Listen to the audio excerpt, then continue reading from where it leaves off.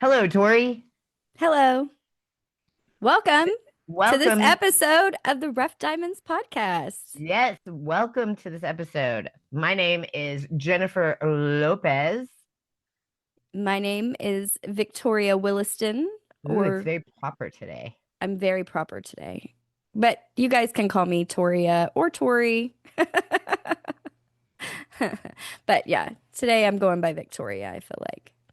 So today we are talking about the 8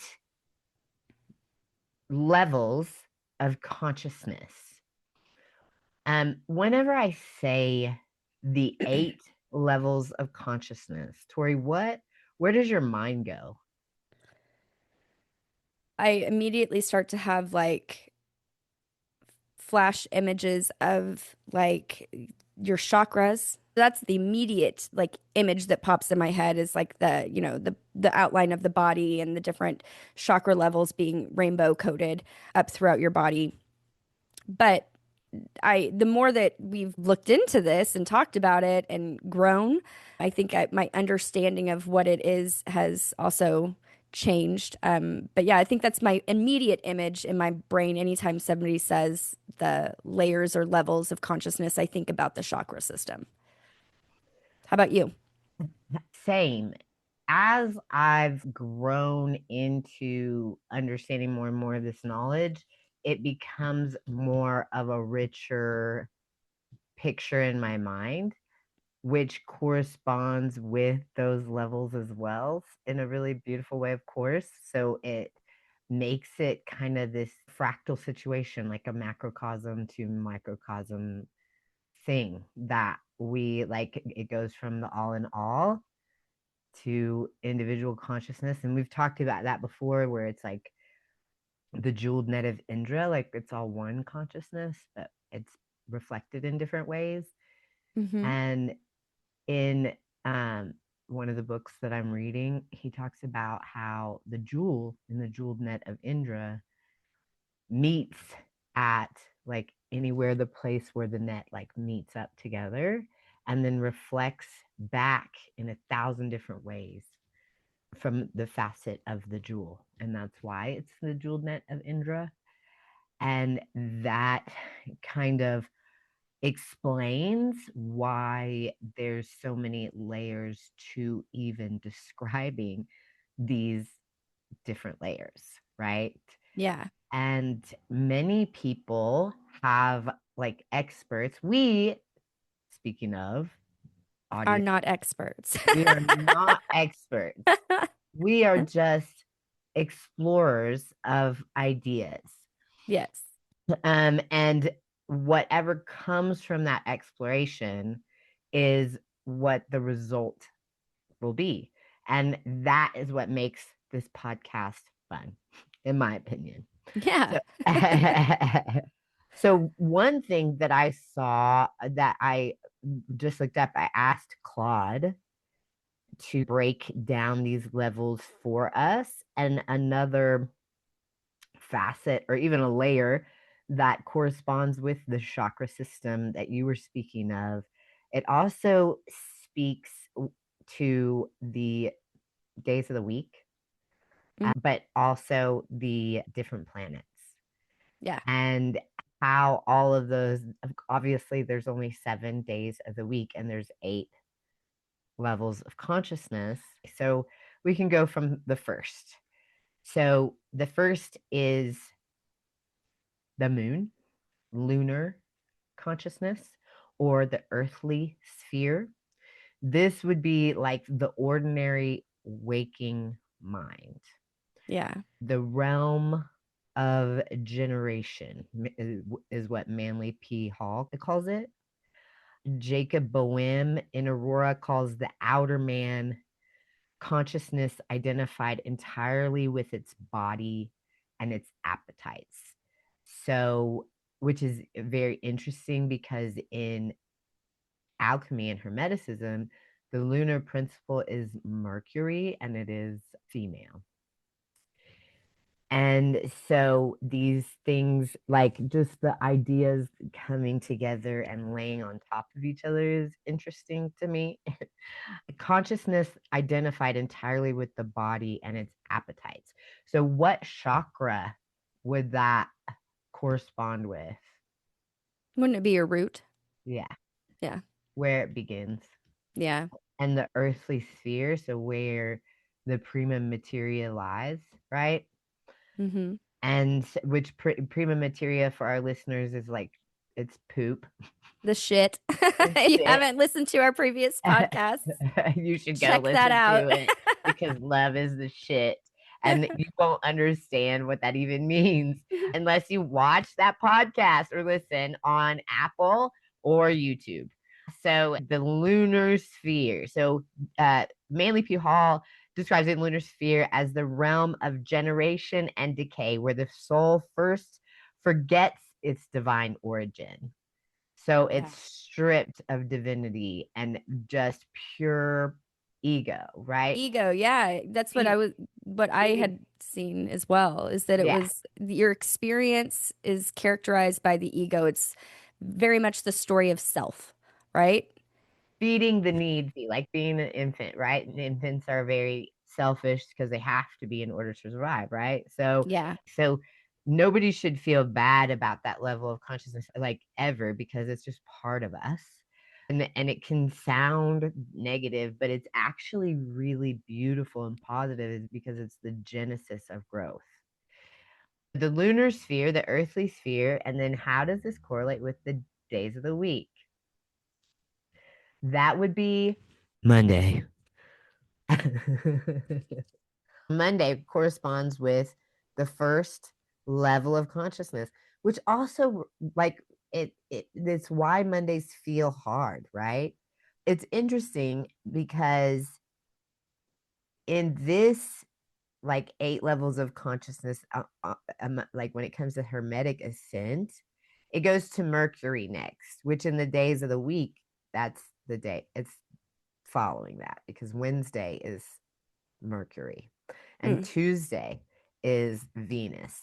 So you can see how these can vary depending on how the information is compiled, who you are learning it from, like what different explorers of this knowledge that pieced it together, which is beautiful because it's subjective, right? It's Yeah. subjective, but then it's organized in such a similar way, you know that it's correct because Yeah. we are among that, on that jeweled net together, figuring it out. So the Mercury sphere, according to this thing that I looked up on Claude, the Mercury sphere is the rational mind and logos. The corpus hermeticum identifies Mercury with Hermes, Thoth, the divine logos, the principle of intelligible speech and reasoning. At this level, the mind awakens to itself at mind. It can reflect, name, analyze. Jung sees this as the formation of the thinking function and the ego's capacity to differentiate itself from unconscious. Rigardi, in The Tree of Life, treats Mercury as the sphere of intellectual magic, the art of working consciously with symbols. So Like dream state? it can be, it's developed through different um, mediums. So it can be a dream state. According to research that I've done, in twilight sleep is when you have the most psychic energy. Libido, in according to this like camp of psychoanalysts and esoteric knowledge gatherers, scholars, Mm-hmm. um, the libido is just psychic energy. Only according to Freud is it sexual energy. So I want to make that clarification. So sometimes whenever you're reading something that is from Carl Jung, it'll say libido and your mind will go to sexual energy because Freud was very much in my opinion, as a non expert, Freud was very much stuck in his root chakra due to Mm. childhood trauma. Yeah. And it caused a fragmentation of his ability to properly psychoanalyze things, even though he did try.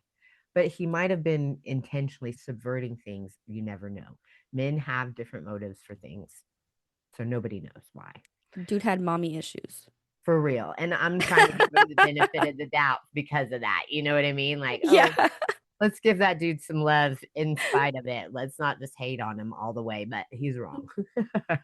But the reason why he's wrong is because you're supposed to advance past those levels of consciousness in all ways. And there's some people that advance in just like one aspect of their life and it diverges from their ability to heal and stuff like that.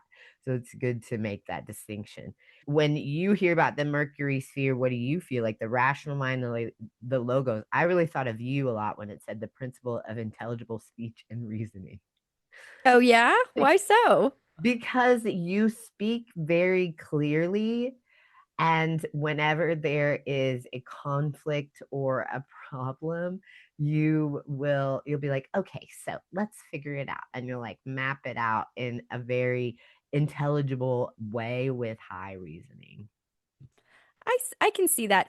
I'm very I'm very specific with my words because first off, I think words have immense power, and that's something that took me a long time in life to realize because I wasn't super careful with my words early on in life. I have a large vocabulary. I don't want to say too large. I have a more extensive vocabulary and I utilize words that are maybe on the outskirts of what normal people would have in their typical vocabulary on a regular basis. But I do that because those words are like they're made for that reason. Whenever you're talking about minute differences between certain things, like you have to have a word that expresses that. And I can agree with that. And I do absolutely 100% agree with the fact that whenever we're in the middle of a problem, I watched my mom do this. So I learned it very well from my mom.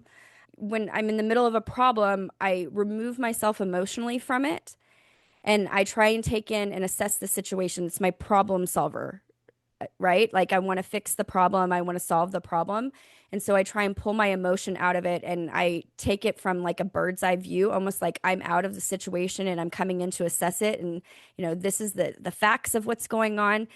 These are our options on how to move forward, all of those things. And then usually after it's all said and done, then like I'll have a meltdown over something like ridiculous that has nothing to do with anything, but it's all of that like emotion that I had put on the back burner to get us through, navigate through the problem.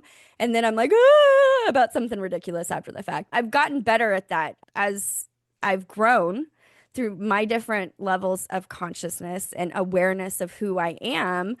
I really try and now set aside time, even in those like when we're navigating through something big. I try and set aside time, and that's even funny that I map it out and I set aside time for it. But I set aside time so I can specifically sit there and feel what I need to feel in that moment, so I don't have so much of that like ridiculous, over dramatic reaction to something that isn't even about that after the fact, because that's suppressing my emotion, right? Being aware of that is something that I've grown into. And so I try and set time aside to go into my bathroom and cry it all out and feel all the things, or call you and talk irrationally about it, or whatever the situation may be. I like that you said talk irrationally about it because sometimes we just be making shit up Yeah. when we're Well, come upset. on. You have to have that. Yeah. But the ego's capacity to differentiate itself from the unconscious. So you as a human being, what you just described is your ability to mobilize shit from the lunar level to the mercurial level. And Mercury is movement. That is something that creates movement, which lies in what is said here, the ego's capacity to differentiate itself from the unconscious. Yeah.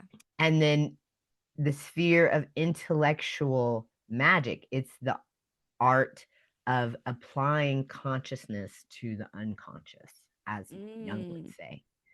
So that is pretty cool. The flipping of the words Tuesday and Wednesday or Venus and Mercury could also be an intentional subversion to keep those levels of consciousness from being coherent. Because I do believe that there is things that have been added to the Bible that could be construed as something that belongs there, that is intended to create disruption in the energy flow.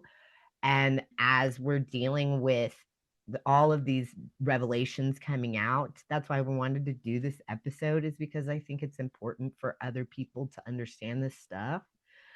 Like with all of this stuff coming out, these things, you can see how they are subverting the flow on purpose in certain ways in Yeah. order to prevent an awakening from occurring, in order to prevent from us understanding that we are a part of this great, vast consciousness jeweled net of Indra. And that's why I say that the eighth level of consciousness is ancient, because that it's us, right? Like it's the Mm. all in all. It's everything. It's the macro.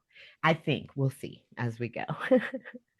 So then we go into the Venus sphere, and this is desire and emotional binding. And this is also associated, all three of these lower places are associated with the great mother, because that is the connection to your seed as a embryo. Because as an embryo, we start out, is our anus and our mouth is connected. I know that sounds gross, but that's the truth. So your Venus sphere, your lower levels of consciousness are also connected with one upper. We'll get to that. But just remember that, bookmark that, okay? No So problem. so yeah, so butthole and mouth fused together. That's science, guys. So The thoughts just that went through my brain we're was not wild. talking about the human centipede. Thank you. I knew that. Okay. I'm so glad that like you caught that brainwave of mine. We are doing massive psychic exploration at this point. Correct. And that was just a signal from the wide web of that net of Indra that we were just talking about. Like, hey, yeah, you're on the right track, ladies. You are definitely connected. So sweet.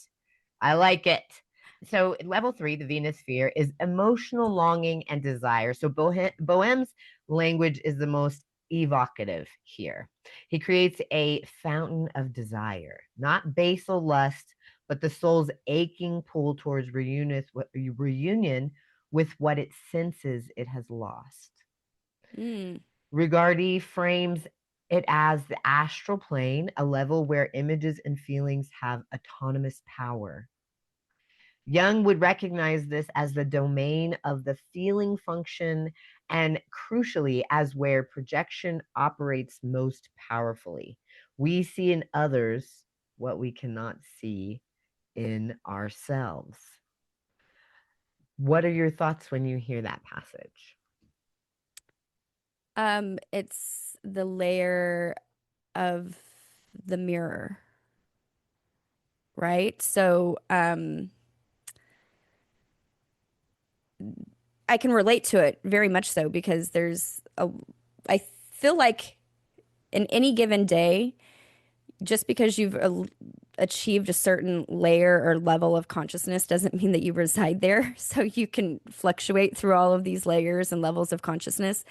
And what I feel about this one is that deep sense of knowing. It's like almost like that guttural instinct of it's not right, or I'm missing something, or I like deja vu almost, right? Like this feeling of knowing, but not aware of knowing or becoming aware of knowing. And then so like you have this longing for something that you can't quite put your finger on, and you start to be irritated by the people around you because they're reflecting parts of you that you no longer need, that you're ready to shed, but you're not aware that that's what you're feeling.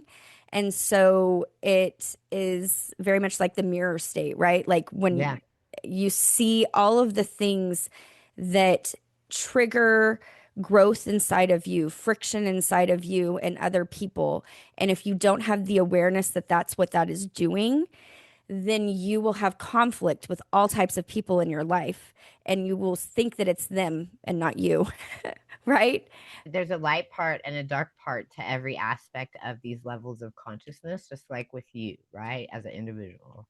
Mm-hmm. And there's times where you can see in others what you cannot yet see in yourselves. Which, and that's like the last sentence, right? We see in others what we cannot yet own in ourselves. So when you're doing that, when you're seeing that projection from somebody else that is irritating you and making you angry and all of that stuff, it's important and valuable, I think, to really search ourselves and kind of figure out what, like, where that is coming from for ourselves, and having the consciousness to do that is where what comes from advancing in consciousness, so that we can go into that wisdom of seeing, like, reflection right in the mirror in a different way, and seeing what it was that we were seeing in them that we were not able to see in ourselves yet. Transmuting, like, that anger into love. So this is something that I had gotten while I was meditating today. So forming that anger from what you see in somebody else that bothers you or irritates you into love is what prevents depression and gives you the understanding of self required to move forward in consciousness. And understanding that your anger is rooted in fear, Mm-hmm. and fear is found in passion. So if you just try to find, what are you afraid of? What are you going to lose? What is the loss that you're fearing, right? And then you find what you're passionate about. And then you're able to take that passion and look at that passion and say, what is it that I love that's making me passionate? The example that I used was my pleurisy. And this is the example that I used for myself after meditation today. My pleurisy, I have pleurisy in my chest right now. It's going away, but it's taking time and it's really annoying. And I was trying to find the emotional root of what was causing it. And that would be a fear of uncertainty, is what I found. And that is the imbalanced thing. So, how do we balance it out? What do I love? My kids Mm-hmm. and my family.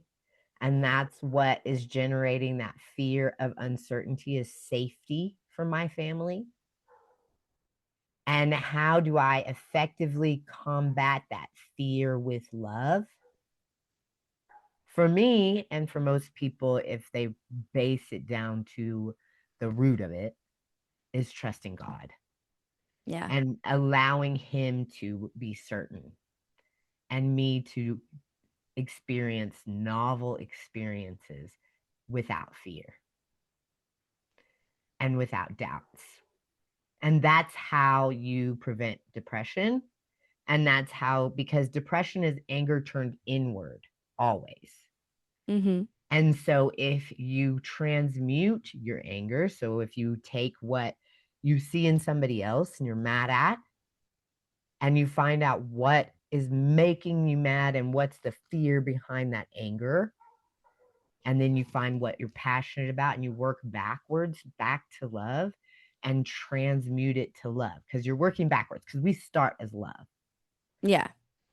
I think that's really interesting. And then the flip side of it is seeing something in somebody that inspires you, right?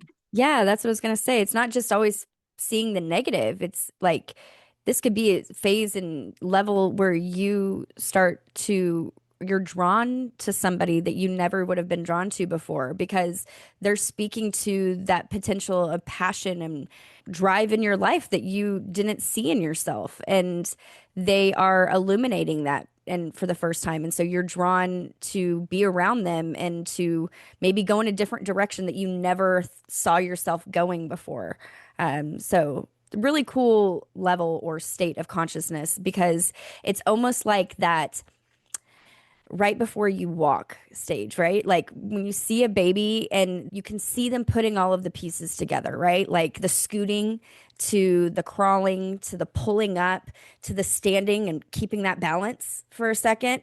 And you see them like putting all of those pieces together. And it's, once they take that first step, your world is going to change, right? Like no more sitting down. It's if your house wasn't baby proofed already, get ready because it needs to be. Like your world is going to change once that first step happens. And that's what I feel like this level of consciousness is that like precipice, right? You're starting to gather the pieces and realize that you drive this mechanism. You're not just a passenger, you know? Yes. Yes. And I love that you use that example because it's infancy and then it goes to this very basal and then it goes to, oh, I'm going to take this step, right? Mm-hmm. And then it brings me to a like a good place to talk about my own experience. And with Andrew Huberman, I will like to expand on this event that happened in my life, very real event that happened that created an avenue for me to see something in him as an individual that I did not yet see in myself. So, just to give the listeners a little background on this crazy story, last July, I received an email from what was not Andrew Huberman, but I believe to be somebody that was trying to scam me in some way for my digital information and my identity. But he was really working hard to to get it. So it was really difficult to navigate because he went to a lot of effort.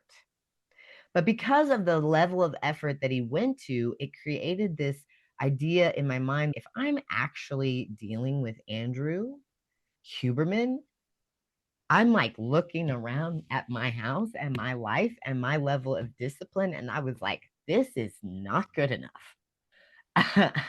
Like, Yeah. what the heck?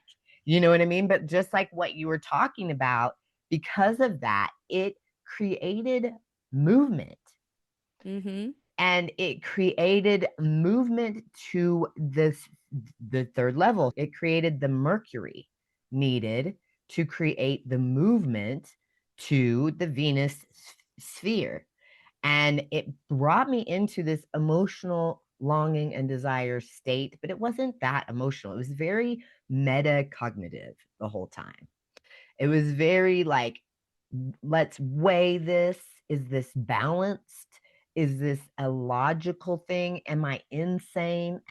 Because it felt like whoever was doing this had an agenda and Mm-hmm. they were really working at it. I also think that it became interesting for them because of things that I speak about.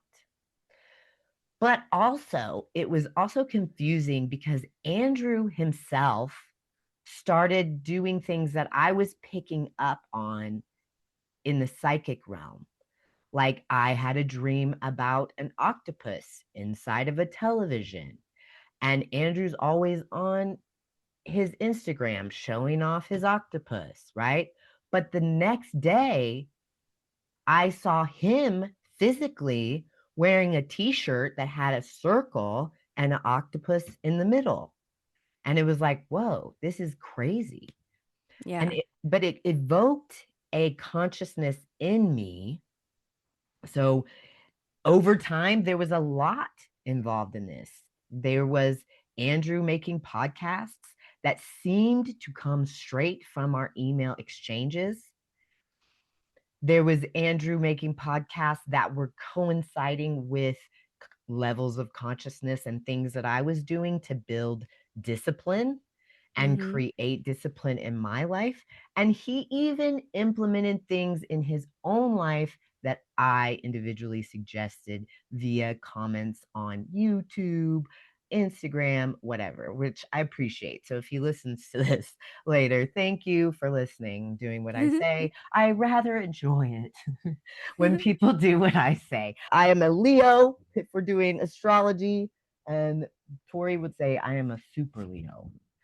Um, yes, You are a Leo. Listen, like, first off, Leos in general, really, Leos and Aries, they are their signs, like unapologetically, like that's just who they are. But Leos, especially, and especially like the Leos that I've had in my life, you in particular, my ex-husband for one, just when you think of like the Leo lion, like the roar, the like alpha mentality, that is who you are to a T. And like unapologetically, not in a bad way. Your presence when you walk in a room, it's like when a lion walks into a room. They don't need to announce themselves. Everybody just goes, "Ooh." You know what I'm saying? And that is who you are for sure. the situation with Andrew Huberman and the whole thing was very confusing. And so I Yeah. would run these experiments on Andrew to try to see who it was, what was going on, because it was hard. It's difficult to get into contact with the man himself because he has millions of followers and he's probably pretty insulated due to security concerns and all of whatnot. So that being said, it was something that was like, I have to figure this out, right? I have to figure this out. After a few days, that email exchange, 12 emails, shut it down. Fast forward to December, I'm contacted again by somebody claiming to be Andrew. And we exchanged some Telegram messages because I was very curious and needing to close the loop on this whole thing with everything that had happened, right? But one thing that draws us back to the Venus sphere, the longing and desire, the emotional longing and desire. The emotional longing and desire was to close the loop. But it was also love that I was developing for Andrew as I was learning who he was as a person. And the Mhm. person that I am, if I have an indication that you're supposed to be in my life and there's some weird psychic energy or whatever, guess what? I'm praying for you, bro. Like, that's it. You're on my prayer list. I'm talking to God about you. And that is what it is. That's how I operate, which develops this bigger love. And that love was used to create more discipline in my life and to develop this vision that I see in myself that I was reflecting back from Andrew. But it was also, and we talked about this as well earlier, it was also me healing my animus. So in Yeah. Jungian psychology, like the dual sides of you are male and female. The male is the animus, the female is the anima. And you have to have both of these sides balanced, just like everything else has to have balance.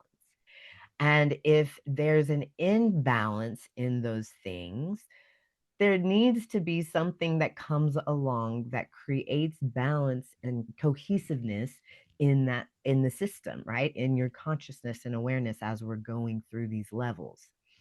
I'm expanding on this because I was very much in level 3 not realizing it, and it's kind of like working itself out in my brain even as we talk about it, Hmm. more and we expand upon it. But I started doing dream analysis based on this book that my mom had given me and the situation with Andrew, and started seeing things in my dreams and whatnot.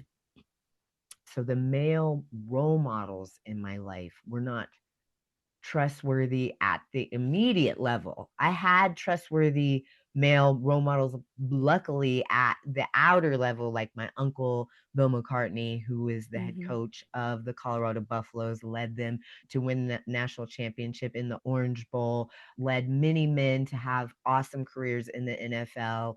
So I had a good example to look at of the animus, but I didn't have a direct good example of the animus. And so I needed to reconcile that in my system.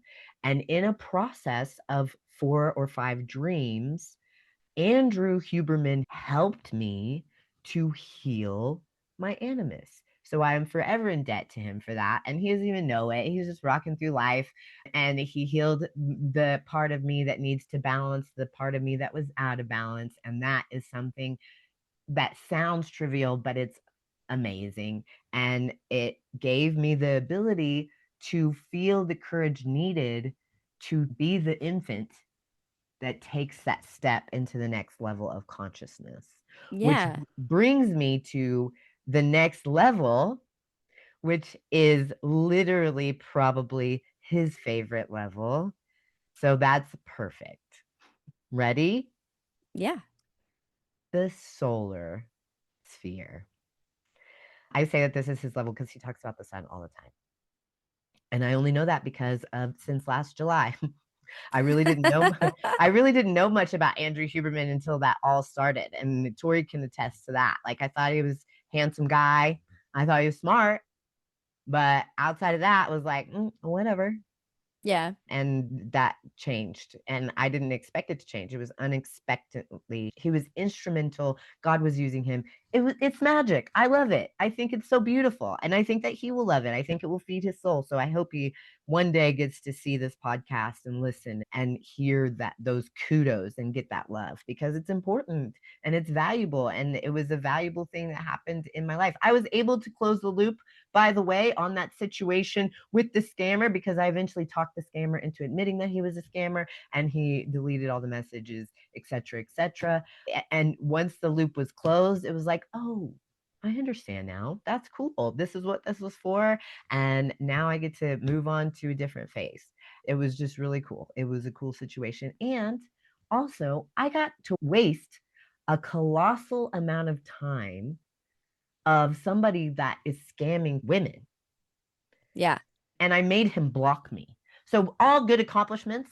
Yay. I got to Yay. waste his time. I mean, I wasted a shit ton of his time. I bet you he was so mad. He thought I Never was got going to his click on, $5,000. yeah, over, yeah, sick. That, I hope that was valuable to you to get absolutely nothing out of it for months and months. And I don't know if the first emails and the second emails and like correspondence was even the same person. I have no idea, but it doesn't matter. It's over and the loop is closed. And now we get to take the next step into the solar sphere. And this is self consciousness, or the heart. So Yeah. whenever I say the heart, what comes to your mind? The heart. I Mm-hmm. think of love, our caring for others, our capacity to love ourselves and others. Yeah. That's what I I think of like it. when I I think of like it. heart. So it says this is the pivot point of the entire system. Hall calls the sun the great mediator between the lower and the upper worlds. Hermeticism places the solar principle at the center of the planetary sequence, not accidentally. For Jung, the solar sphere maps directly into the process of individuation, the discovery of the self as the true center of the psyche, distinct from the ego. The alchemical soul in psychology and alchemy represents the moment when the gold of authentic personhood begins to emerge from the prima materia of unconscious material. It's the transcendence point. It's the natural step into centering what the self needs to understand of itself in order to create the individuation process of ascension through the chakras and through everything else. So this one Interesting. is Often like where if you're looking at it from like a spiritual approach, you're going to create a transcendental consciousness by meditation, right? This is where your awareness of like self and ego, there's a divide, right? So you're truly becoming aware of the fact that you're driving this mechanism and you have control over it. And so taking control of that, but in doing so with like small acts, so meditation, um, pausing before reacting in life, right? So that's where I feel like that layer of consciousness is for me. Would you agree with that?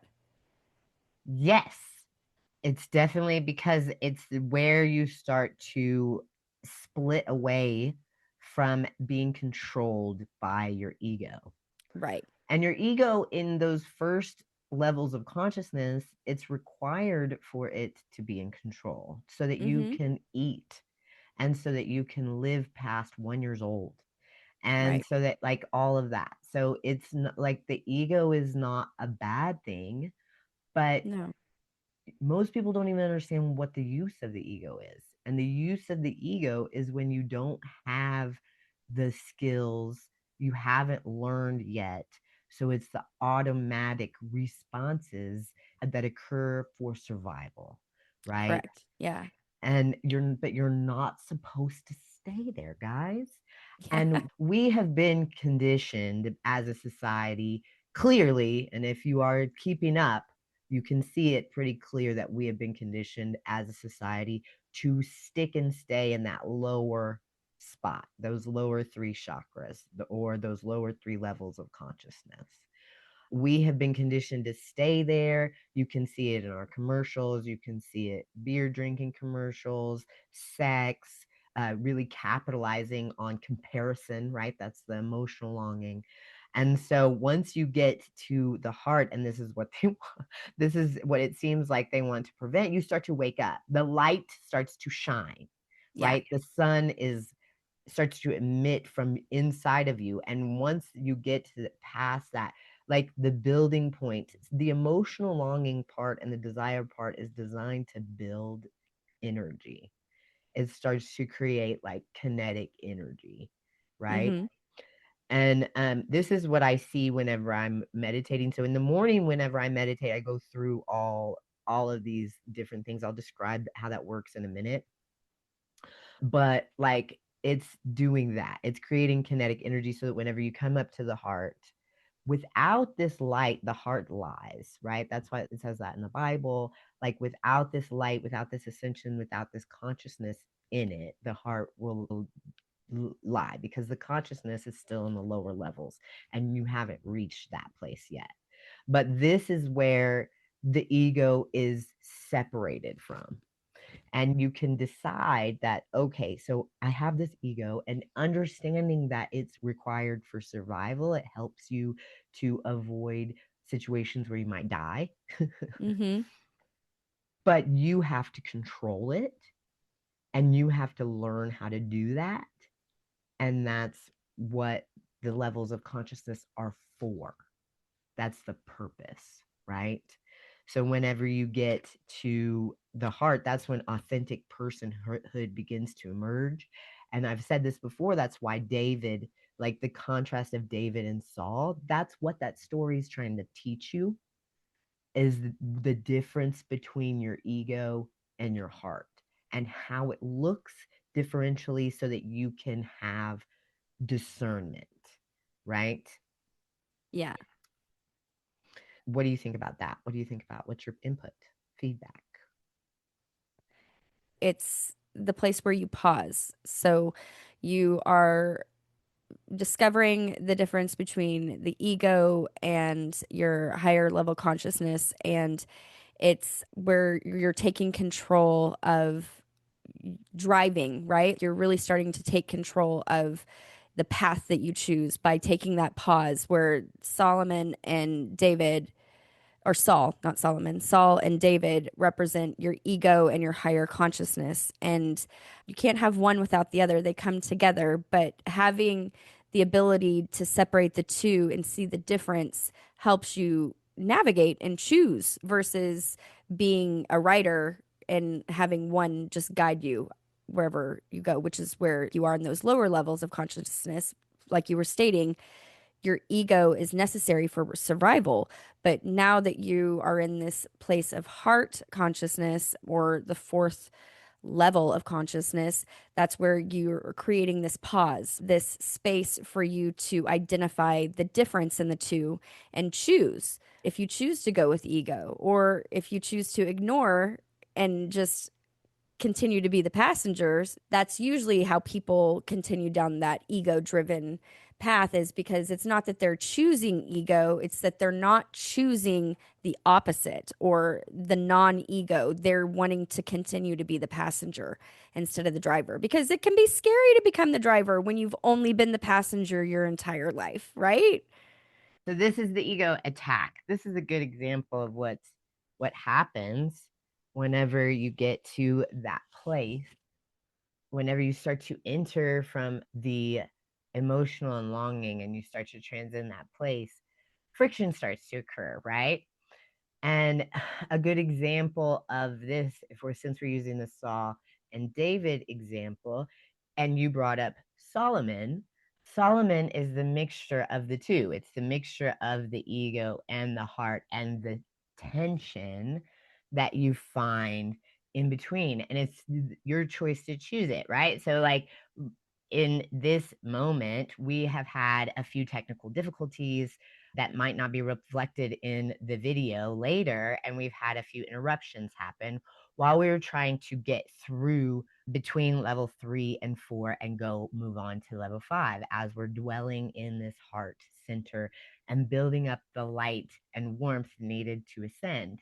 Yeah. And it speaks to the friction that helps you to ascend, that you have to use to ascend, because without it, you will not have the adequate awareness to be there. And it gives you an option. You choose whether to exist in ego or in heart in this moment, right? It gives you an opportunity to choose. Do I really want to continue in this heart led path regardless and just forge ahead with leading with heart? Or do I want to choose the ego and get pissed and be like, screw everything and throw the freaking phone and the computer and all of Flip tables. the things Rah! out of the window, right? So, Yeah. like, that's whenever you get to make that choice. And all of that stuff is rooted in overthinking, anxiety, worry, blah, blah, blah. And then existing and forging forth with the heart, regardless, is rooted in like the heart, like it's rooted, it's God rooted, it's God centered. It starts the process in which you're giving it to God. You're not worried about it. And giving it to God is a key important part of the entire process as well. Yeah. We're going to go to level 5 and we're going to respond with the heart from that friction. And I think that it's cool that it's happening in real time so that you can see an example, right? Yeah. So, level 5 is the Mars sphere. This is active will and drive towards differentiation. Mars is also representative of battle, war, conflict, right? Which makes sense with everything that just transpired on this podcast behind the scenes. Let's explore this and then we'll expand upon it. So, at this level, consciousness is no longer passive. Boehm speaks of the dark fire quality of will, the capacity to assert, to separate, to create through tension. So wild that I just said that. I did not read this ahead of time. This is not evil in his system, it is necessary creative force. Jung would map this onto what he calls the animus principle, the drive toward meaning energy present in all psyches, and the confrontation with shadow, the parts of oneself that have been suppressed and now erupt with martial ferocity when encountered in projection. It's remarkable of that what I just said so coincides with what that was because I did not read it. All I Yeah. read was the words the Mars sphere, level 5. That's all I read. So now tell me on your end, according to that, what level 5 says. So it's basically like the building up and the armoring of like when you start to push through, you're going to have resistance, right? Which, as we know, is the fire that burns away the impurities. So just because you're leveling up, it's not getting easier. It's probably getting harder. So whenever it talks about the war aspect and the struggle, that's how I'm taking that in.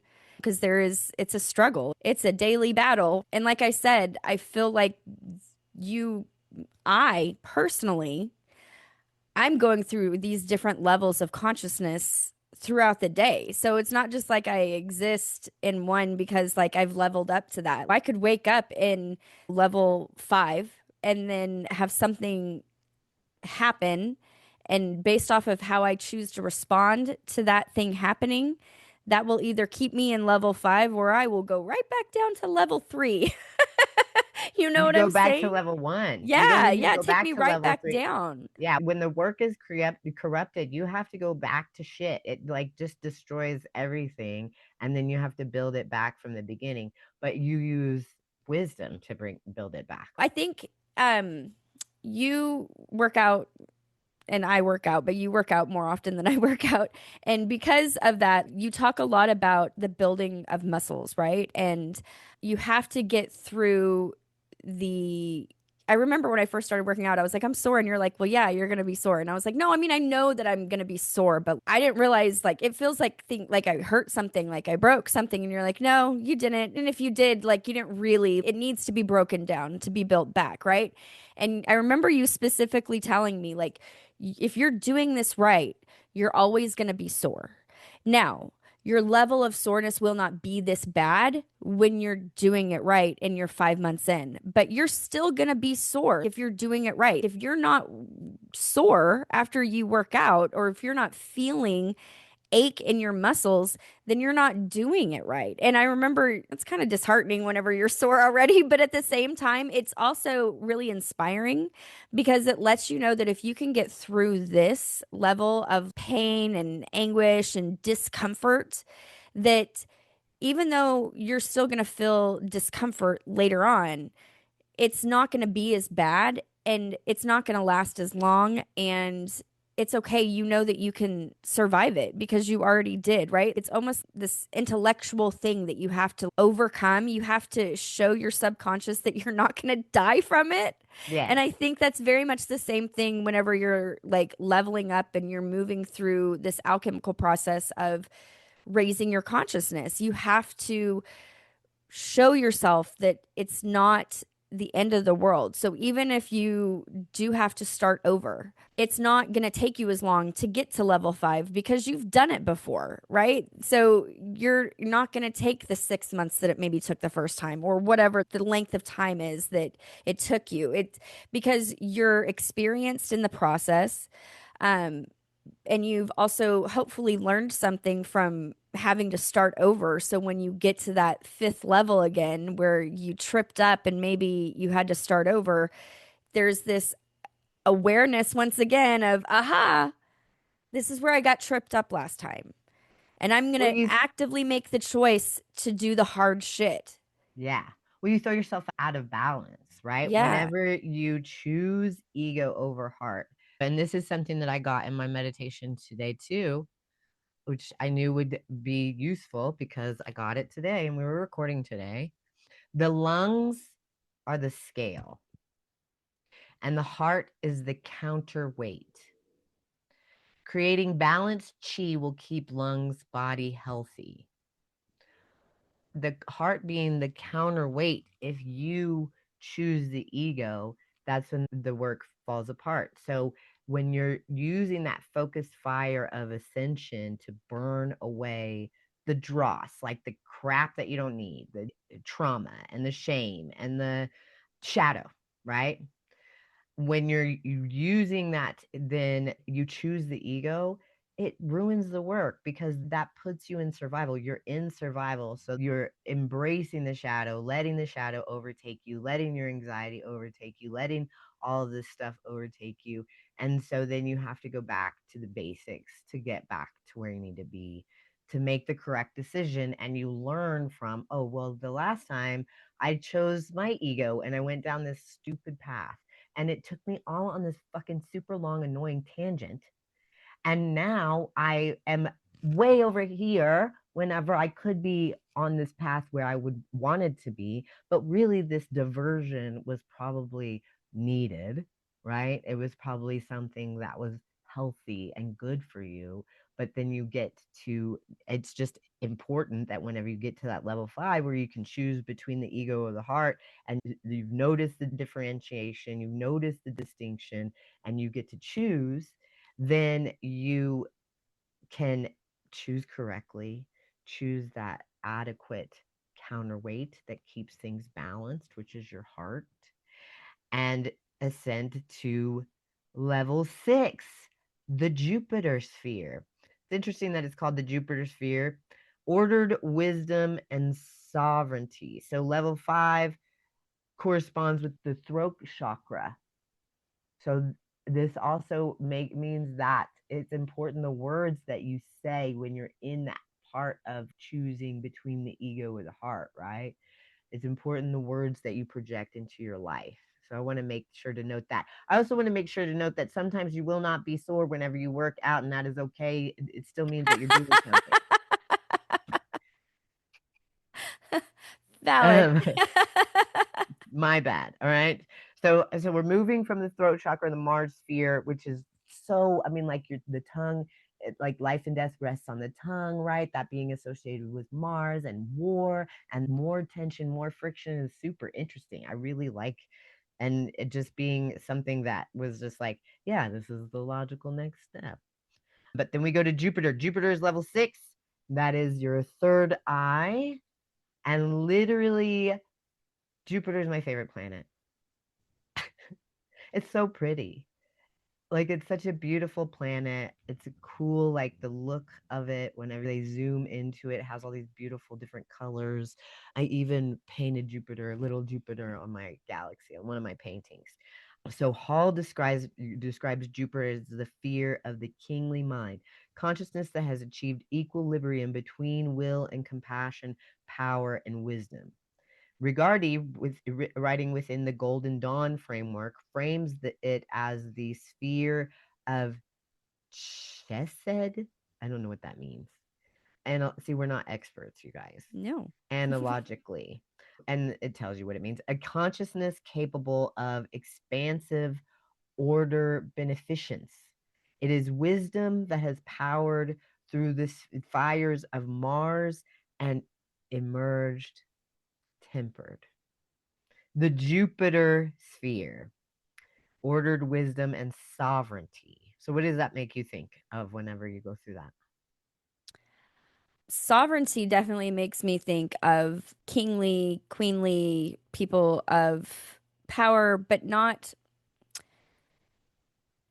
when I think of sovereign, I think of it like God. So sovereign is, our historically speaking, monarchs were the sovereign choice because they were supposedly their bloodline was chosen by God. They were the sovereign choice to be the leaders of their nation. So when I think of sovereignty, I think that it's God led. It's with the wisdom to manage and lead masses as well as yourself. But there's almost like a quiet powerfulness about it. It's not a loud presence. It's a quiet power. So I think of someone who enters a room and they don't have to say anything, and their presence is noted, and people are in awe of them. And it's just like it's a vibration, it's a frequency.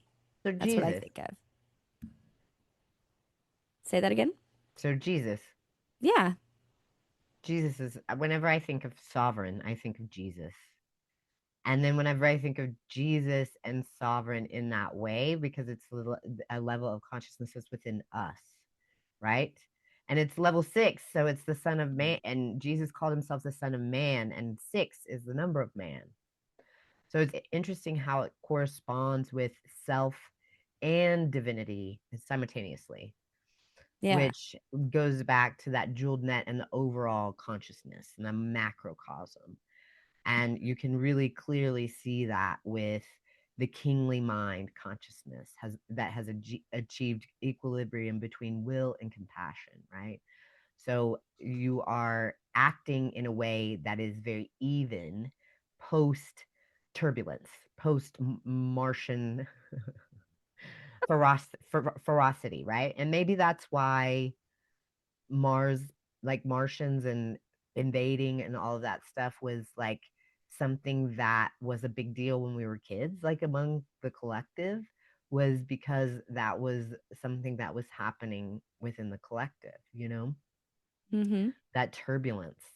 And it corresponds in alchemy with citrinitas, which is a Jungian idea. Citrinitas, it represents the time between your heart and rubido, like albedo and rubido, that creates wisdom.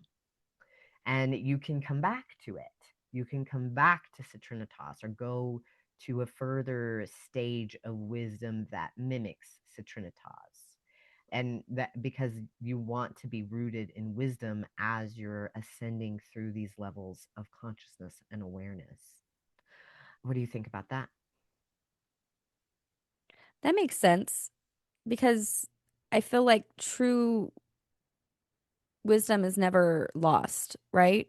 So even in the process of the alchemical process of moving through these levels of consciousness, it's rediscovering the wisdom that you already had, right? Like that it's the information that is a part of all of us. It's that we're reconnecting with it. And so, yeah, I thinking about just like how we do this alchemical process over and over and over again. And it's not always for the same thing. It's for different aspects of our life, right? But we're constantly going through micro and macro alchemical processes in our life, whether we're aware of it or not. Right. That's something that's happening.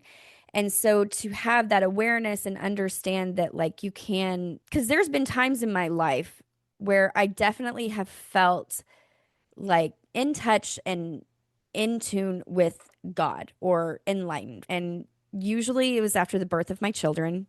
I had these, I don't even want to call them euphoric because they were euphoric in the way that, like, I was overwhelmed with just so much love and beauty in those moments that it literally drew I just started crying, like happy tears, but just like words could not express what I was feeling in that moment. And it was this all knowing understanding of how it all fits together in a moment, in a moment that it's like a lifetime in a moment. And I know that throughout time, people feel that in different aspects of their life, but I feel like that is that consciousness, that level of enlightenment that we're accessing in those moments where we feel that like truly connected to God, because that's the element, right? That's just below the next one, which is the crown chakra, which is the true sense of full consciousness and enlightenment and being one with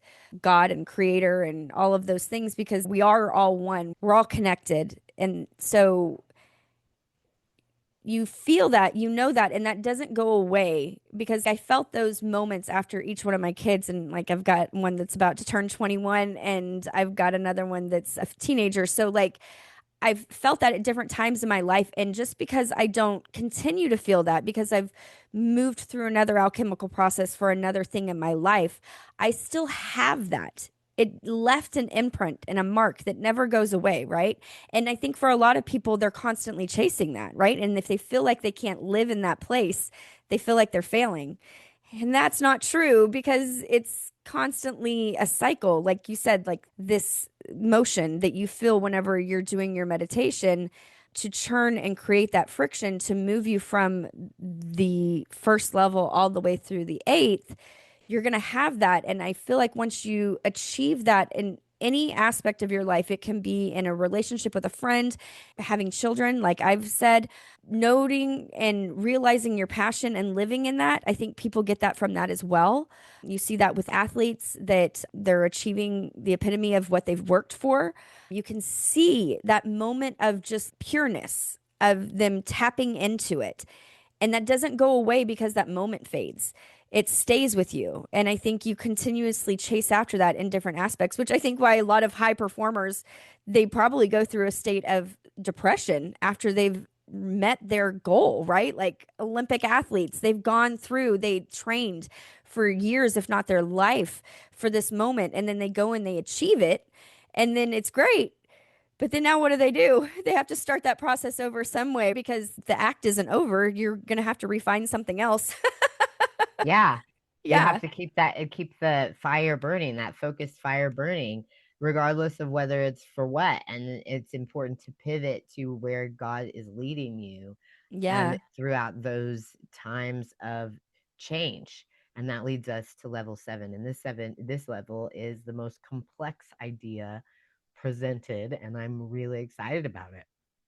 So in level 7, so in the crown chakra, there's you have the hemispheres of your brain, and they're represented by wisdom and understanding, but they're also represented by horns in the old school esoteric visual whatever, right? Mm-hmm. The word I'm looking for, but this notes an important contrast. Where is the wisdom coming from? Jacob Boehm talks about dark fire, and that's the shadow of the focused fire, right? And the Mm-hmm. dark fire can take you down a road that you don't want to go down. And that road can be present once you get to this crown chakra or the Saturn sphere. And this is cosmic memory, like throughout the ages, and primordial will. So, will that is inherent inside of us as humans, as everything that boils in us, right? Saturn is the most complex of the planetary levels, and Boehm's treatment is the most penetrating. In Mysterium Magnum, he identifies a quality of the divine that is prior to light, a dark, unfathomable groundlessness, ungrund is what he calls it, from which creation springs. This is not malevolent, but incomprehensible from lower vantage points. This is so interesting. Hall describes Saturn as the lord of karma and time, the principle by which consciousness encounters the full weight of what has created across multiple cycles. Jung's aeon touches adjacent territory when discussing the shadow at the collective rather than the personal level. That's so deep because it's deeply related to so many things that are happening in our society right now. It's the Mm-hmm. what is described in, I want to say, Amos, as the labor pains of, like, because God says everything seems shitty basically in this, like, scripture. He's everything seems shitty, but it's not, right? These are the labor pains for greatness. So just Yeah. wait.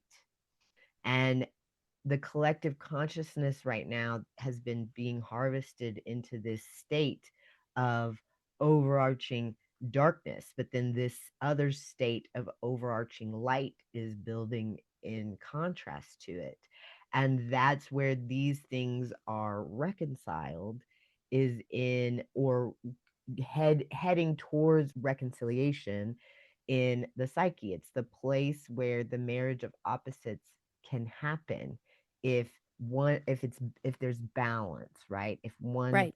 side isn't trying to oppress the other side, and both sides correspond with each other equally through that balance, unless there's something to tip it in the other way, like lots of war. like lots of bullshit, like people trying to hurt others to evoke a reaction, like all of this stuff that starts to build in the collective, people being tricked, kids being hurt, the spilling the blood of innocence that they don't even understand. And we can go into that as well, probably in a later podcast, so that you guys, so that everybody can understand what that really means versus what they like these evil powers that are out of balance in this collective saturnal darkness. But it's not necessarily Saturn to blame. And we can, so you blame it on Saturn or Baal or Moloch or all of these dark entities that are being promoted in social media and all of the things, regular media, all of the things that we're seeing and being barraged with right now. Okay. But that is, Saturn is not representative of that. It's representative of the balancing between the two, creating balance between light and dark, and then the marriage of opposites, so that you can then ascend to the highest level of consciousness, which in alchemy is the philosopher's stone, or level 8. What do you think about level 7 when you come to that revelation of the balance after everything that we've discussed and everything that we've been frustrated about throughout this whole time of revelation? It makes sense. It makes sense. And, you know, I think it's our human instinct and human nature to want retribution to counterbalance how out of balance it is right now. But it's not the answer because the answer is balance. It's not retribution. It's not to do equally as good or bad or to right the wrongs, right? Like the opposite of being out of balance is balance. So it makes so much sense, but it's not in our nature to necessarily want that or to be okay with that answer. I think a lot of times it's really hard, especially when you see the atrocities of the imbalance right now. And that is difficult for a lot of people. So even Mimosa, she's got to come tell me about it. Well, understanding, just like it goes back to our last podcast with Daria, talking about injecting love into the fascia of everything and being able to transmute the anger into love, so that every aspect of this conversation has fed into the other one. And it leads to this understanding: how do you balance this darkness? How do you, well, you go back to find what fear it evokes, right? Hmm. What kind of, so it makes you angry. Well, what's that anger rooted in? Fear. Well, what are you afraid of? Um, Losing our lives, losing everything that we have, right? But if Right. you do that already with meditation and like working with yourself, like that's what the individuation is from your ego, right? Yeah. So you don't have to worry about it, because then you understand that the balancer to all this darkness is simple: trust God. Yeah. That goes back to like where, like the pleurisy, it goes right back to trusting God. If you go to something else, like, and you break it down, it goes back to trusting God. So how do we balance, how do we counterbalance all of this BS? Well, we honor Saturn, right? Mm. We honor that by balancing it with love. We Yeah. honor that sphere, we honor that level of consciousness, understanding that it's consciousness and awareness and the catalyst of consciousness that it's creating in society and in collective.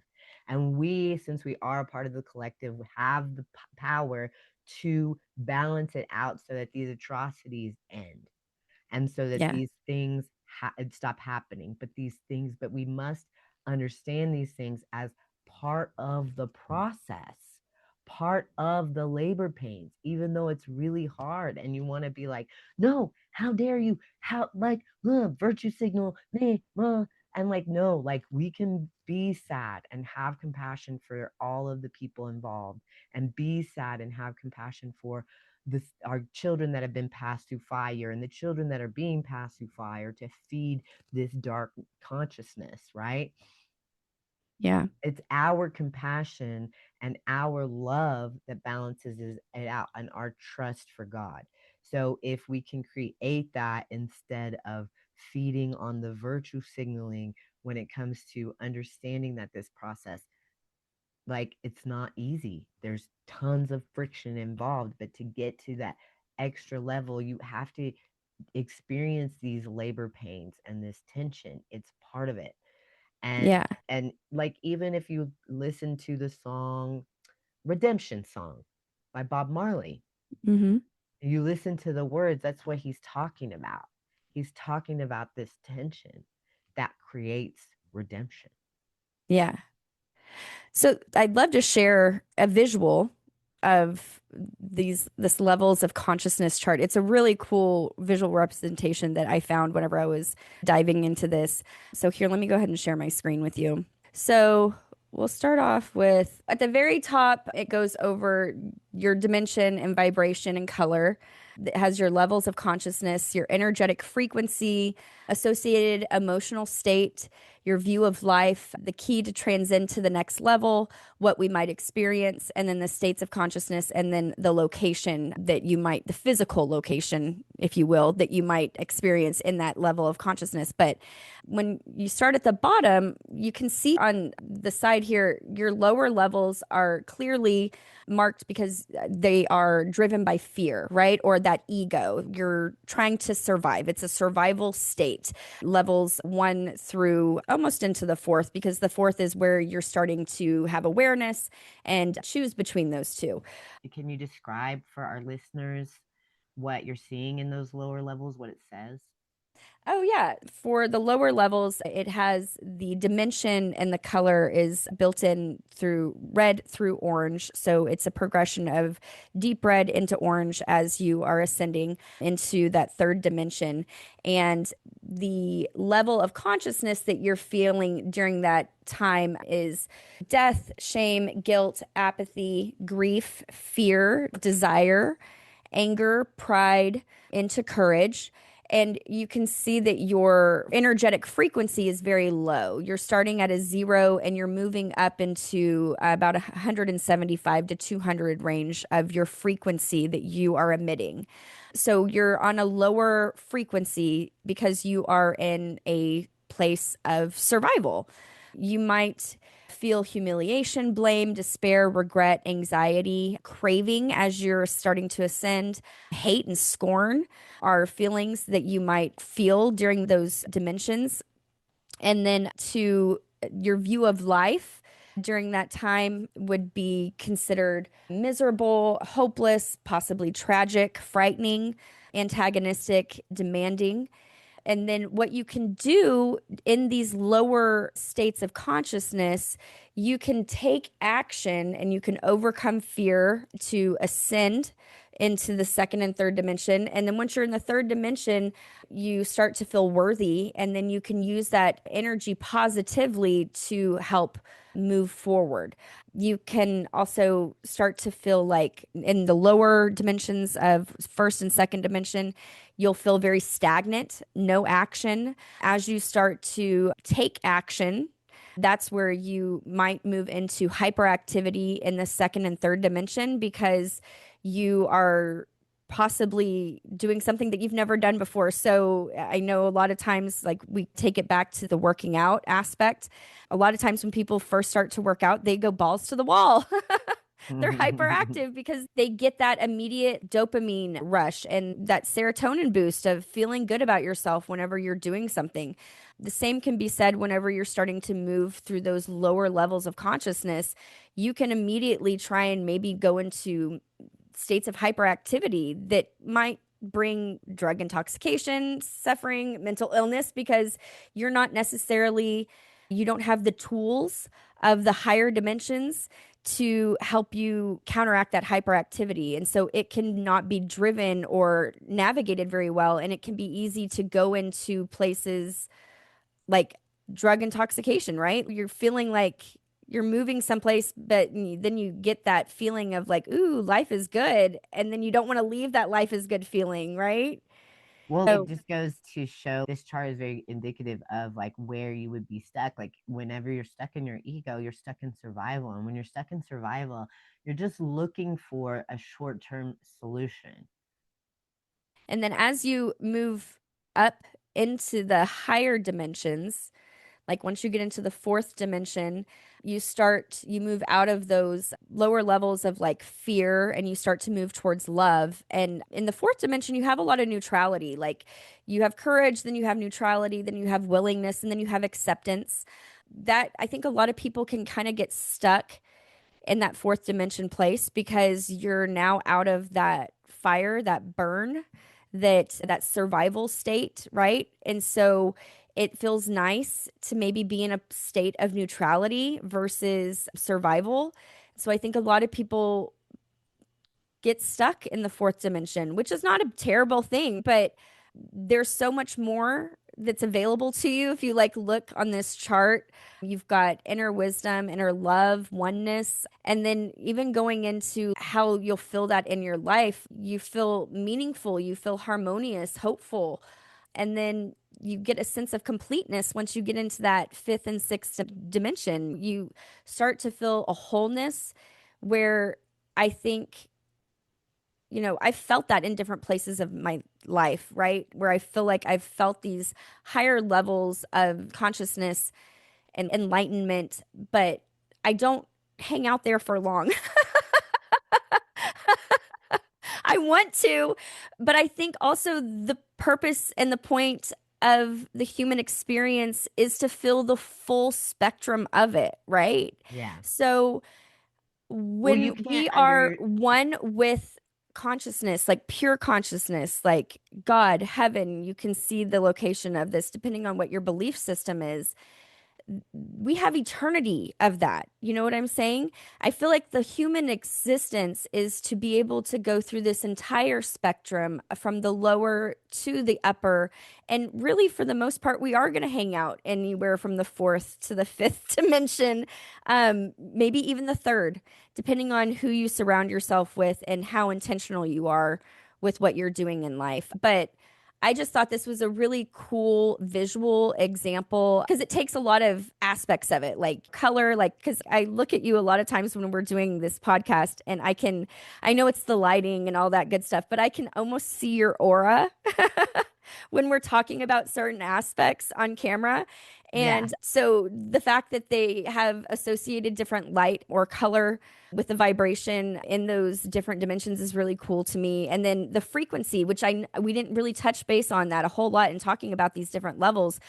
I feel We like have another when level, by the way. Oh, okay. We'll get to that. I think it's really cool that it's showing what frequency that you're emitting because we've talked about that in previous podcasts where the frequency of love, like inner love or oneness and joy or just love with 700 to above is going to be like true love, right? That's going to counteract. I think they said one person who's emitting a pure love frequency can counteract up to 700,000 people who are emitting this lower level fear frequency.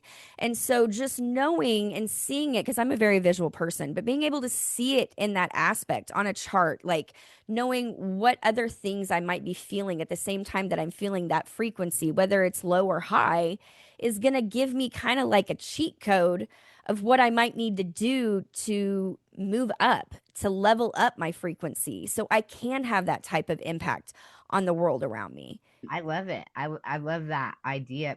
So go ahead and stop sharing your screen so we Yeah, can see I will. you because I want to see your beautiful face more than Okay. just like a tiny square. But it really beautifully illustrates every aspect of this and what we have talked about, right? And how it layers within itself and just becomes this braid of understanding. Yeah. And so it's really beautiful. So then we move on from level 7 where you are reconciling the marriage of opposites so that you can ascend to the next level. So counteracting 700,000 in this collective with one, that means me and you are counteracting 1.4 million people of collective consciousness. Okay. And with 7 billion people or 8 billion people on this planet, that gives us a lot of power Yeah. individually as we are having even just this conversation in this podcast, which is the reason why the friction existed as we're going through these levels of consciousness, just talking through them Right.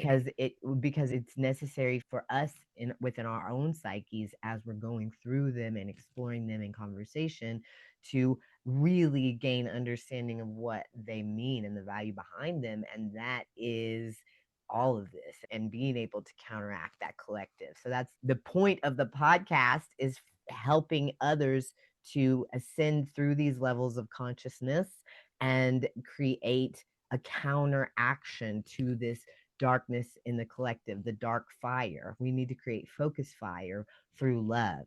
And that leads us to level 8, which is the Ogdode, the divine mind, the all. The corpus hermeticum is explicit. Having shed the qualities acquired in each planetary sphere during the descent into matter, the soul ascending through the spheres as arrives at the eighth, the Ogdode, and it is dissolved into pure divine mind. This is not annihilation, but the recognition that individual consciousness was always an expression of a larger intelligence. For Jung, the closest analogy that he calls is what he calls the self in the fullest sense, not the personal self, but the transpersonal organizing principle that the ego, at the culmination of individuation, recognizes and bows to.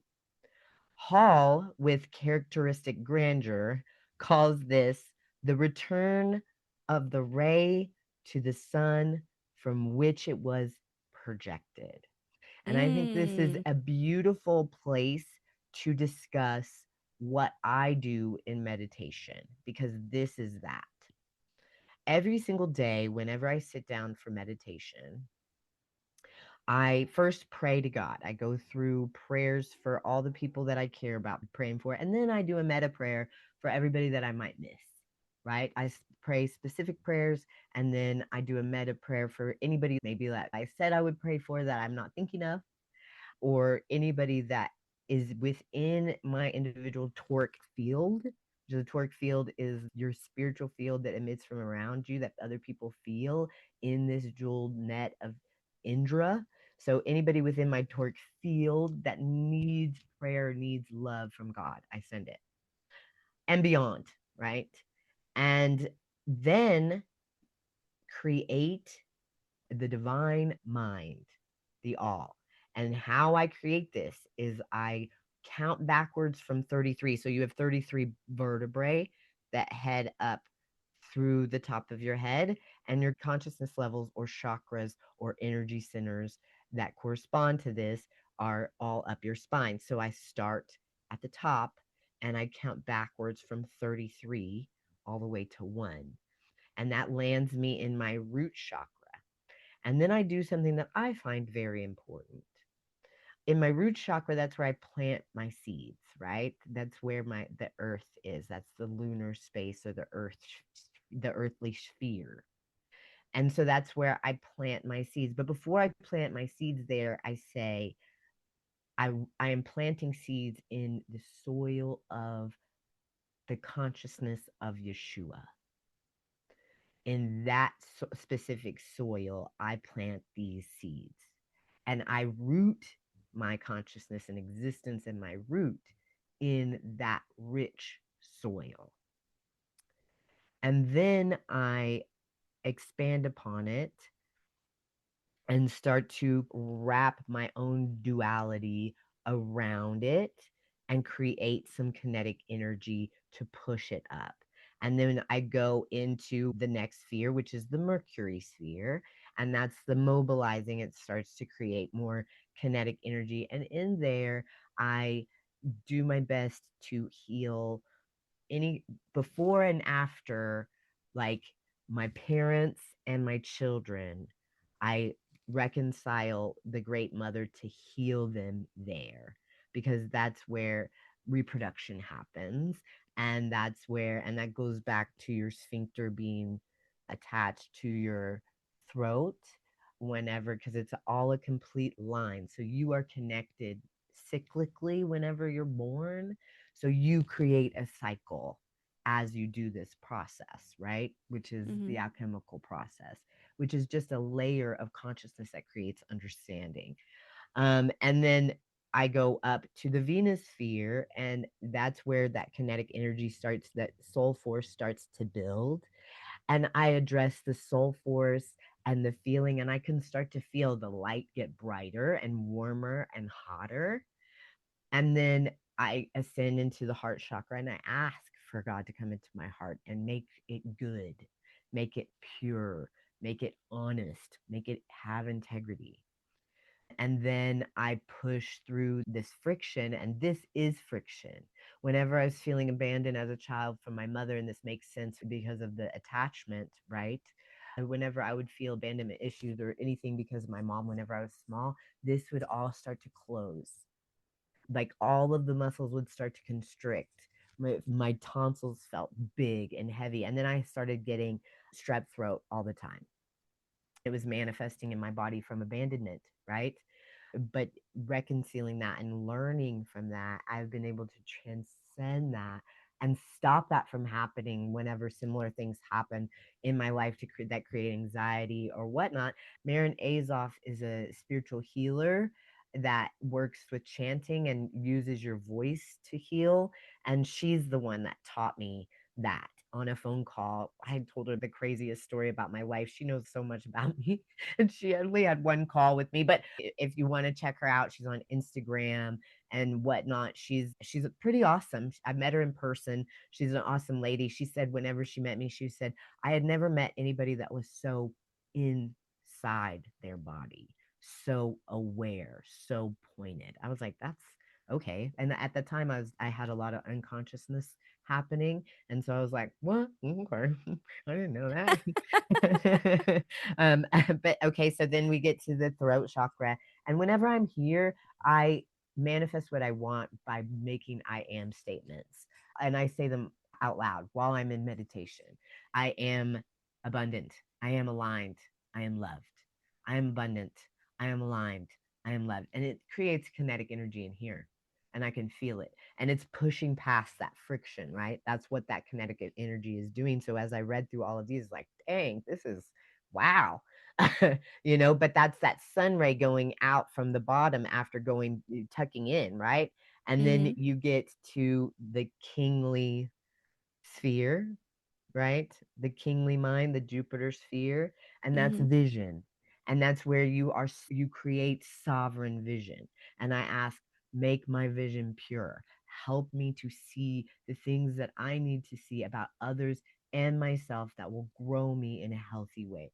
Help me to see and understand things in a way that will grow me. And then it branches off to the marriage of opposites, the Saturn sphere, the cosmic memory and will, the balancing act, right? Between wisdom and understanding. And I just ask, create wisdom and understanding from everything I'm learning as I'm ascending through these levels of consciousness, right? And that pushes away on the friction. Like it pushes the dark collective, the dark fire away fast without effort. So it makes a lot of sense that love, you can counteract the dark collective of 700,000 minds. So Yeah. that makes so much sense. As like whenever you were saying it, I was like, dude, I cannot wait to get to this part because it will blow, like it would just blow your mind. You know what I mean? Yeah. And then that's whenever you get to level 8, and that's the collective here, right? The marriage of opposites starts to initiate this your ascension into the collective. And then I project it into the collective: love, trust, hope, faith, alignment, abundance, everything. And I just focus on projecting all of this goodness. And I am aligned, I am love, I am abundant, I am aligned, I am love, I am abundant into the atmosphere. And I watch things outside of me transform. I've Yeah. seen it happen. I've used this example before with masks, COVID masks. I was tired of COVID. I was fucking over it. And so I sat for 2 weeks and did that for 2 weeks. Make this pandemic end. Get rid of this evil. Get rid of this darkness. End this. Projecting love, projecting like the happiness, smiling faces, seeing smiling faces again. And at the end of that 2 weeks, I walked into King Super for the first time without a mask and nobody said anything to me. And then as I walked throughout that whole store, other people saw me not wearing a mask that were wearing masks and took their masks off and smiled at me.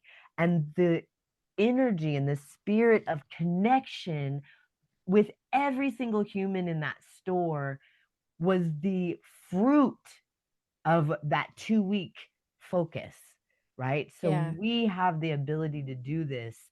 And that I think is a good place for us to start to wrap is like we have the ability to do this, to ascend through these levels of consciousness. We just have to learn how. And that information has been intentionally subverted. There's nothing evil about it, there's nothing occulty about it.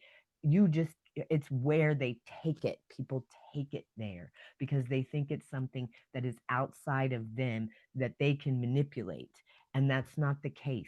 It's what's inside you. And most of it require all of it requires supreme trust in God and a lack of ego driven worry and overthinking and all of the above, right?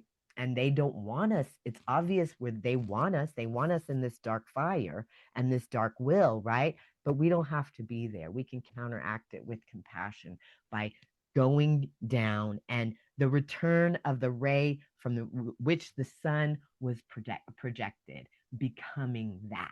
We can become that. I am not special because I found that. I just happened to find it. Yeah. Exactly. And now I'm sharing it with everybody because everybody needs it. And I'm writing a book about it for everybody. But it was inspired by our Navy SEALs that lost so many friends that are, and our veterans that are committing suicide and doing like the program with Marcus Capone and DJ Shipley and all of that. Writing this book was inspired by them because these guys, to achieve what I have been able to achieve with these levels of consciousness, these guys are going down to Mexico and having ibogaine treatments, and there's a way to do it without having to even leave your house. Yeah. And so I am currently writing and creating this awesome program for everyone so that everyone can see how to do it. And as we expand on this podcast and have more podcasts and talk through this more, I think that it will definitely flourish and expand as did throughout this podcast. It's really remarkable how as we were going through each level of consciousness, they were occurring in real Yeah. time. Exactly. It's super magical. So I think that is a great place to wrap. What do you think? Yeah. I like Yeah. it. And we should come back to this for sure. Maybe next podcast, do another part two. That part two keeps me honest. It makes me edit faster. So having that part two is helpful for getting our podcast out there more. Maybe we revisit this on a part two and dig a little bit deeper into subject matters and things that we wanted to explore throughout the podcast. And us editing this podcast will help us to create those ideas and such a beautiful Ouroboros of magical wombness with our awesome energy that is attracting the cat. She loves this energy. She has been all over the place today. Thankfully, most of the time it's been when Jennifer's talking. So clearly there's something about your voice. It's that lion roar. I'm telling you. All orange tabby cats love me. That is just like it's a rule, common rule among orange tabbies, and it's disproportionate to other cats. to where it's very obvious, like it's clear. But also, as we ascend and go through these levels of consciousness and meditate and learn about our own psychic energy, we become more one with nature. So nature feels more comfortable and grounded in our presence. Because I So literally do this true. with all dogs. I bro down with every dog. All the dogs, they will push the kids out of the way to get to me. Strangers' dogs, people's like that do not live in my house's dogs, okay? To Yeah. get to me to get love. Tori's dog knows me after years and years. We have a theory that that dog is a her other dog that came back to her. He's just like that Listen, dog. that Dog's Purpose movie, Yeah.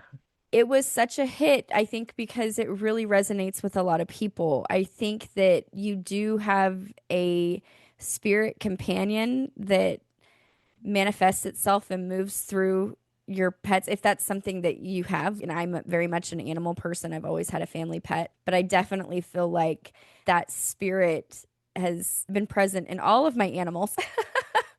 And I joke now with my kids that the animals and I don't even have to talk out loud. We just have internal dialogues with each other, and I read their minds and they read mine, and it's funny. And they're like, they're just so in sync with you. And I'm like, well, I feed them, I take care of them. And I am open to that idea that we're spiritually connected and that I can telepathically speak and understand with my animals what's going on. And I think there's a lot of times that people shut that out because the world tells you that makes you crazy, and it doesn't. It just makes you more Well, in tune with everything that the world there's is. there's research on this also. There's Yeah, scientific research on that telepathic connection between owners and their dogs and their animals. So you are definitely onto something, and it's not imagined. It's not something that's woo or anything like that. Yeah, they pick up on it instinctually. But also with Ozzy, which is her dog's name, specifically Yobo, which was her previous dog, yes. was my buddy. And after he would see me, it would be years. He would still get excited. He would still run to me. He would be like, oh shit, Yeah. Aunt Jen is here. Like, even when he was super old, like, even when it was hard for him to be like, oh shit, he was Yeah, he'd still act like a puppy there. around you. Yeah. And Ozzy remembers me. And I had only met Ozzy once. And then I came back to Texas to visit, and he was like, "Oh shit!" And I was like, "That is Yobo, dude. That is Yobo. That is not Ozzy." And he looks like Yobo, but that is Yobo. Like, it's the same spirit in that dog for sure, Yeah, without a shadow of a doubt. We got him back, and I love that. And so it makes me feel I love being able to come to your house and walk in and see Yobo still years later I after he know. passed. It's a beautiful thing. And yes, we definitely have telepathic connections with our dogs. Like Blue, if I like anything, like if I have like a fraction, I have a German Shepherd. If I have a fraction of a feeling that is bad, she's like, "What do you need? Hi." I'm here. Did you know? Like, yes, I know. Yeah. Like, All I have to do is think about getting up to do something that would be like outside, and he'll start stirring from wherever he's at, whether he's asleep on the couch or usually he's like right next to me at my feet because I can't go anywhere without him. But yeah, I don't have to move my body. I just have to have the thought that I'm going to get up and go do something. And he gets up and he's like, "Okay, where are we going?" And I'm like, "I haven't even moved." How do you well, and that know? individuation process, right, of like subduing the ego, making the ego your bitch, and existing in the heart puts you in a state where you are one with nature. Yeah. And whenever you go through these levels of consciousness, you become more one with nature so that Mhm. you get this more cohesive vibration with all of it. Then that includes spiders. I've experienced it with spiders. Yeah. Like, I used to be deathly afraid of spiders because, and it's because of the movie Arachnophobia that we are all scared of spiders. Honestly, the spiders really aren't scary. Spiders will choose, they will elect to leave before they bite.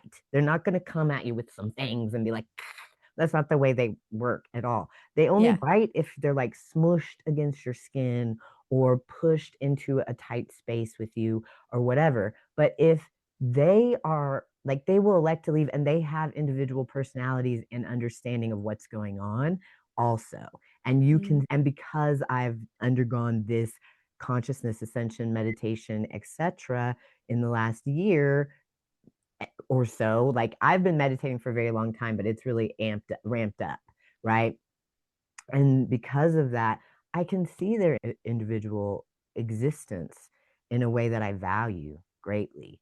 And so instead of being terrified of a spider, it's like, oh, I'm going to help him get to the door. He's just trying to get Yeah. to the door. I did that at Garbanzo's the other day, and the guy was like all into me because I'm a bodybuilder and he told me I was shaped nice. He went and got me the best avocado from the back from my avocado. He's like, I go get you the most beautiful avocado. Blah, blah, blah. I was like, I got the princess treatment at Garbanzo's the other day for sure. From this guy, and he sees me because I saw a spider going across the floor, and he sees me crouching down to like and I was like putting like my hands around the spider so that people would see me and they wouldn't step on the spider. So I was like guiding the spider to the door with my hands, and so the spider would see the parameters with its vision and be like, okay, I'm gonna go this direction, right? So I was trying to, Yeah. which I, yeah, I was working with the spider to try to save his life. And he comes out there and he's like, what are you doing? And I was like, I'm saving the spider. And he's just looking at me like, this lady's crazy for sure. Well, they're super helpful Yeah. as far as pest control is concerned. Yeah. They And eat they have mosquitoes personalities. and flies and all kinds of stuff like that. So I don't know. I had a wasp's nest that was getting built up on my patio last spring, and it took me a really long time to spray the nest down because I didn't want to kill them. You know what I'm saying? It's not their fault that they were born a wasp, and they're pollinators first off. Like I think a lot of they get a bad rap because they're considered like angry. They're not. They're territorial. But if you move their territory, then they're okay and they're wonderful pollinators, and we need all the pollinators we can get now because There's they s- symbolism between hornets. There's like hornets are, I also get along very well with wasps. Like they will come sit on my shoulder yeah. and have my whole life. People would freak out. Like people would be like, there's a wasp on your shoulder. And I'd be like, okay, I don't care. Yeah. And like they'd be like, you don't care? Like, no, it's not gonna do anything to me. I'm not making it mad. It's my friend. We're hanging out, we're vibing. Leave me alone. Yeah. The hornet and wasp carry surprisingly rich symbolic currents across esoteric and mystical traditions. They represent solar fire and aggressive will, which this makes sense because in the Bible, hornets precursor wars. There's a lot of different things that happen whenever a hornet shows up. Hmm. In Hermetic and alchemical thought, this stinging insects generally represent solar fire made aggressive, not the gentle, productive warmth of the bee, but the scorching, purifying aspect of the sun. So it will Mm. clean your psyche. Where the bill distills sweetness from flowers, a classic image of the soul drawing nourishment from a divine beauty, the wasp distills venom, a fiercer, more martial expression of the same solar energy. Paracelsus would likely categorize the wasp under the sulfur principle, the active, fiery, willful aspect of alchemical trinity: sulfur, mercury, salt. Its sting is a kind of quintessence of irritation, a catalytic agent that provokes reaction and transformation in whatever it touches. I like that a lot. Yeah. That makes a ton of sense too. We can definitely talk more about animal consciousness and awareness and being one with nature in our next Yeah. podcast. Maybe nature and consciousness should be the subject of our next pod so that we can help people see how ascending in consciousness will bring them closer to nature and themselves simultaneously. And vice versa, how being closer to nature can help them ascend their consciousness. Like, Yeah, right? So like yeah. it's both of them together. Yeah. Yay, part 2. Yay. I like it. Always comes full circle. This is a great pod. I love you very much. And I I love am you too. excited to have all of you be able to listen to these ideas. Yes. Yay, we love you. We Rough love Diamonds you. Have a podcast. great night, day, whatever time of day it is, and meditate. Do the thing. Yeah. It'll be Meditate. good for you. Try it. Bye. Bye.